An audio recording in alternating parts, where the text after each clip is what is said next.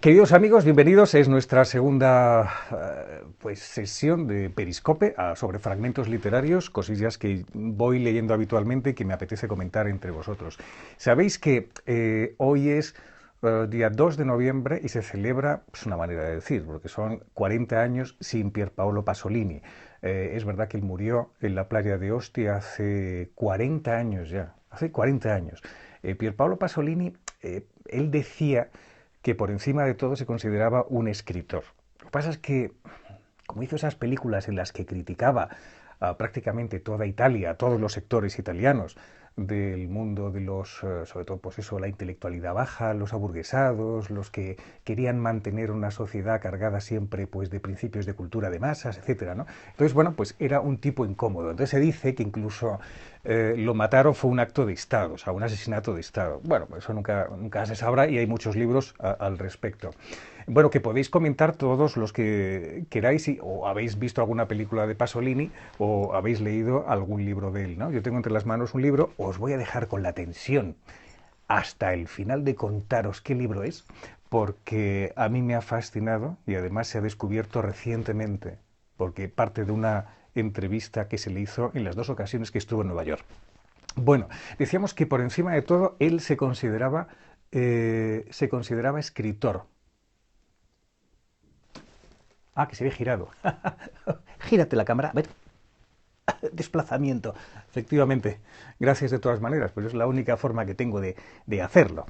Eh, Él hizo muchas películas, él escribió muchos libros, además iba como pasando de un tema a otro, es decir, él pasaba de formatos, de narrativa a versos, tiene poemas muy interesantes, él también escribía para periódicos y tiene cosas muy valiosas.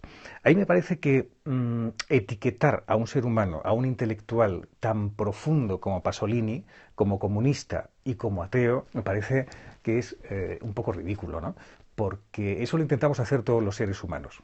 Lo que hacemos es meter en una campana de vidrio a toda la gente y les ponemos una etiqueta, comunista y ateo, y nos quedamos tan satisfechos, ¿no? Y no es verdad, porque Pierpaolo Pasolini, pues es verdad que se le ven muchas fotografías delante de la tumba de Gramsci, el gran comunista italiano, pero nunca he visto yo a nadie tan apasionado por la vida y por la criatura humana. Esa es, yo creo que la etiqueta que le puede definir a él. Nunca he escuchado unos argumentos tan absolutamente profundos y tan convencido como él en contra del aborto, en favor de la vida humana desde el inicio de la concepción. Y esto, una persona que dices tú, joder, pues parece que está como en el otro ámbito. Pero es que para defender la vida humana no hace falta ser un tipo de derechas, archiduques, católico practicante. Pues no, porque es un principio profundamente humano. Y luego encima, cuando hizo la película del Evangelio según San Mateo, ¿os acordáis? Pues el Vaticano la consideró la mejor película, y la ha considerado además recientemente, la mejor película que se ha hecho sobre la vida de Cristo, imaginaos.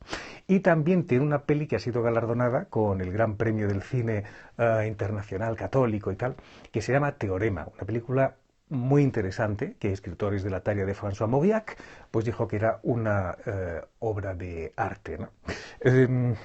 La verdad es que una de las cosas que a él más le preocupaba era la gente que lo pasaba mal en los barrios bajos, ¿no?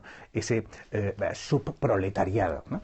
Pero él se quedó un poquito desconcertado cuando vio que la gente, los obreros, los proletarios, tal, ¿no? Se aburguesaban. O sea, como que el ser humano, por encima de todo, tenía como un principio de aburguesamiento. Entonces eso decía, jo, la revolución rusa, que parece que eran los que el proletariado iba a vencer y tal, ¿no? La dictadura del proletariado. Se aburguesan. Los proletarios también de los barrios de las afueras de Roma se aburguesan. Entonces, ¿qué tiene el ser humano que se aburguesa? Entonces él miraba a los primeros cristianos y decía, ¿qué tenían aquellos hombres, esos primeros cristianos, ese ideal para que ellos no se aburguesaran y tuvieran una vida tan profunda y siempre tuvieran un estado de permanente comunidad familiar, ¿no? Donde daban todos sus bienes, donde se entregaban? ¿Cuál era ese ideal que ellos tenían y cómo era tan profunda, ¿no? Muy interesante la vida de él, ¿no? Sobre todo el planteamiento a propósito del ser humano, ¿no? Simone Weil, que es una filósofa, a mí me entusiasma. Lo que pasa es que era muy puritana y nunca llegó a ser cristiana ni a comulgar porque ella decía que no, que tenía que ser como la intermediaria de los no creyentes. Entonces ella no comulgaba, ¿no? Esto que habéis visto es el gato, es el rabo de un gato que ha cruzado directamente la pantalla. Es que tengo una gata y vivo por ella. Si quieres decir algo para los gatos venezolanos y mexicanos, pues es el momento, criatura. Simone Weil decía una frase muy interesante. Dice, hay dos fuerzas que actúan en el ser humano, que son la gracia y la fuerza de la gravedad.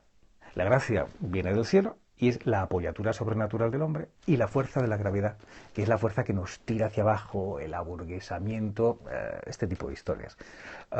Yo creo que eso es lo que a él le escandalizaba a Pasolini, que el hombre tuviera esta especie de instinto de aburguesamiento, ¿no? Por eso buscaba lo sagrado y lo cristiano, ¿no? Os presento el libro, venga, sin más dilación. ¿Lo veis? Que le pega mucho la luz del flexo de mi habitación. Nueva York, New York.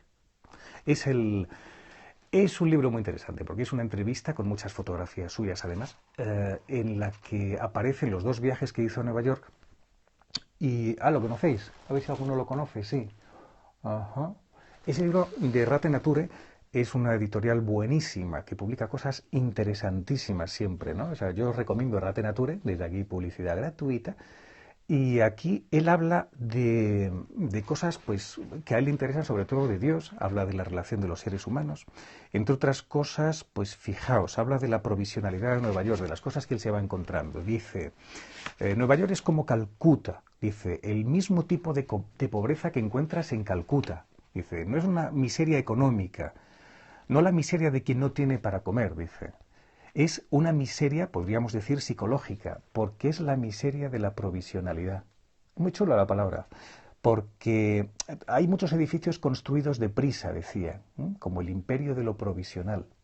Fijaos, todas las expos que se han organizado tan provisionales en la vida, es cierto, que aparecen y desaparecen, que se construyen para un rato y se quedan demolidas ya en poquito tiempo.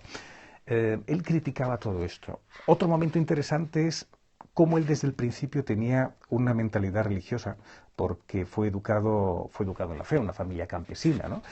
Y él decía que tenía a Jesucristo como una especie de oscura luz dentro de su vida, ¿no? Una oscura luz que le acompañaba. Este tema de Cristo, del más allá como oscura luz y la presencia de Cristo como oscura luz, era como un motivo no aceptado, pero casi obsesivo, decía, que comienza entonces como cuando yo tenía 18 años, y es un tema que siempre ha estado muy presente. Os tengo que recomendar La Pasión según San Mateo. ¿Vio usted La Pasión según San Mateo? Pues sí, la verdad es que la vi y me entusiasmó. ¿Qué queréis que os diga? Es una peli muy veloz, porque va a toda prisa. A Jesucristo se le ve que parece que viene al mundo solo para soltar frases, eso es verdad. Pero a pesar de todo, hay tanto realismo en la película. O sea, hay tanta humanidad de Dios. Resulta muy interesante, ¿no? Por eso es el Evangelio según San Mateo es muy, muy interesante como película. Gracias por el comentario. Pues, y luego la realidad como aparición de lo divino. Él entiende la realidad como una especie de manifestación de algo sagrado. Eso es como él entiende la realidad. Entonces es muy, muy bonito. Bueno, pues chicos, os dejo con esta recomendación. Nueva York, de Pier Paolo Pasolini, en Errata Nature. Apasionante el libro, además salió hace unos años, yo creo que todavía hace un par o 3 años, y todavía lo podéis encontrar en las librerías. Pues nada, otro día nos veremos en estos fragmentos literarios. That's all, folks.